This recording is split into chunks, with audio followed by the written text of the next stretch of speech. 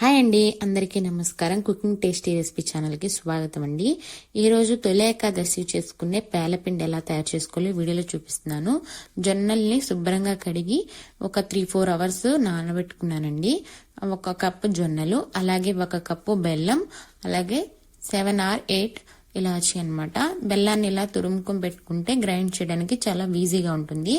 ఇప్పుడు ఒక కడాయి పెట్టుకొని, అది కొంచెం మందంగా ఉన్న కడాయిని పెట్టుకోవాలండి. గ్యాస్ అనేది ఎప్పుడు హై ఫ్లేమ్ లో ఉండడం వల్ల పేలాలు అనేవి బాగా తయారవుతాయి.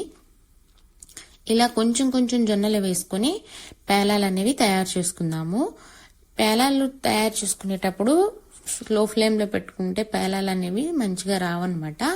కొంచెం హై ఫ్లేమ్ లో పెట్టుకోవడం వల్ల పేలాలు అనేవి బాగా వస్తాయి. చూడండి, అసలు తొలి ఏకాదశి రోజు పేలపిండి ఎందుకు తయారు చేసుకుంటానంటే, హిందువులకి తొలి ఏకాదశి అనేది మొదటి పండుగ కాబట్టి పేలపిండి అనేది తయారు చేసుకుని శ్రీ మహావిష్ణువుకి ప్రసాదంగా పెడతారు. అలాగే మన పితృదేవతలకు కూడా పేలపిండి ప్రీతికరమంట. శ్రీ మహావిష్ణువుకి పేలపిండి సమర్పించి భక్తిభావాలు తెలియజేసుకుంటాము.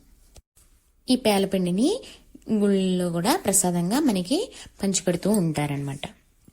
ఇలా పేలాలని ఎంచుకున్న తర్వాత ఒక మిక్సర్ జార్లో తీసుకుని పేలాలు అనేవి ఈ విధంగా మిక్సీ పెట్టుకోవాలన్నమాట. కొంచెం బరగ్గా ఉన్నప్పుడు మరికొన్ని యాలకులు యాడ్ చేసుకుని మళ్ళీ ఒకసారి మిక్సీ వేసుకోవాలి. అలా వేసుకున్న తర్వాత మనం ఈ మిక్సీ జార్లోంచి కొంత పిండి అనేది పక్కకు తీసుకుని, కొంత పిండి అనేది మిక్సీ జార్లో ఉంచుకొని 1 కప్పు బెల్లం వేసుకుని ఇలా మెత్తగా గ్రైండ్ చేసుకోవాలి. ఇలా మెత్తగా గ్రైండ్ చేసుకున్న దాన్ని మొత్తం మిక్సీ బౌల్లో వేసుకుని అలా మిక్సింగ్ చేసుకోవాలన్నమాట. ఇలా మిక్సింగ్ చేసుకున్న తర్వాత పేలపిండిని మరికొంత రుచిగా చేసుకోవడం కోసం జీడిపప్పు, బాదం పప్పుని నేతిలో వేయించుకొని కలుపుకున్నా బాగుంటుంది. పిల్లలు తినటానికి కూడా చాలా బాగుంటుందండి. ఈ విధంగా తయారు చేసుకున్న పేలపిండిని జొన్నలతో తయారు చేసుకున్న పేలపిండి రెడీ అయిపోయింది.